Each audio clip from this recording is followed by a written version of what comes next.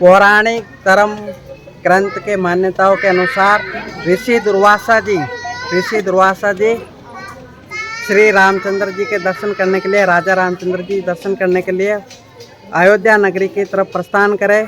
उनमें दर्शन करने की अभिलाषा थी, तो उनको मालूम था कि मनुष्य रूप में श्री हरि के रूप में विष्णु के अवतार राजा रामचंद्र जी ने राजा दशरथ जी के घर जन्म लिया।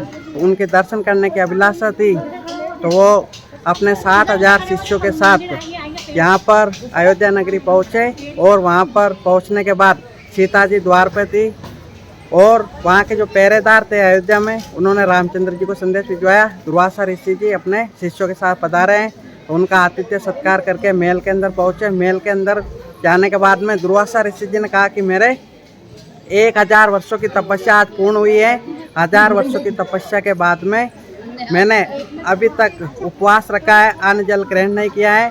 अब मुझे अन्न जल अग्नि जल और धनुष से रहित मुझे भोजन प्राप्त हो, सभी प्रकार के व्यंजन प्राप्त हो। दूसरा, किसी भी मनुष्य ने कोई भी पुष्प पूजा में काम में नहीं लिया हो, ऐसा पुष्प मुझे चाहिए। तो आप दोनों को ये प्रस्ताव स्वीकार है? तो राजा रामचंद्र जी ने कहा कि मुझे ये प्रस्ताव स्वीकार है और मैं इस कार्य को, दुर्वासा ऋषि जी ने इस कार्य को करने के लिए 1 पैर का समय दिया, 3 घंटे का समय दिया। 1 पैर का, 1 पैर के अंदर ये कार्य पूर्ण होता है। तो आप इसको स्वीकार करें, नहीं तो आप अस्वीकार कर दें, हम आगे की ओर प्रस्थान करेंगे।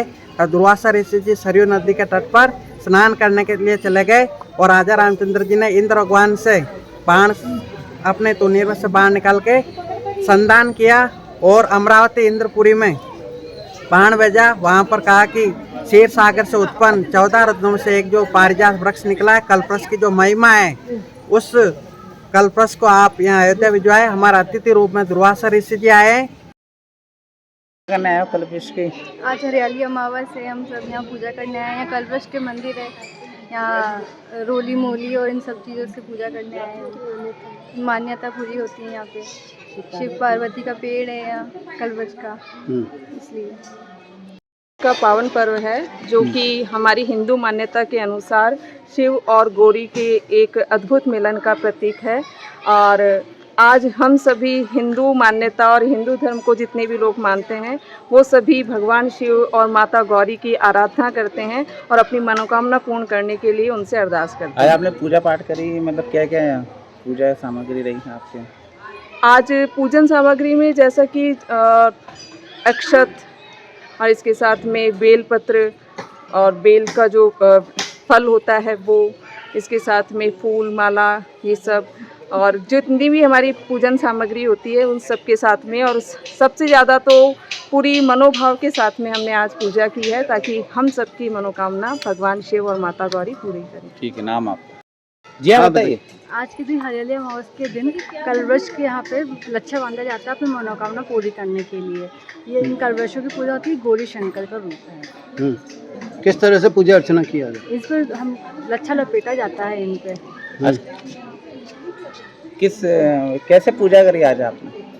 रोली मोली चढ़ा के, यहाँ पे जल चढ़ा के, बिलपत्र चढ़ा के, फूल माला चढ़ा के, और जो हम पकवान बनाते हैं वो इनको करते हैं।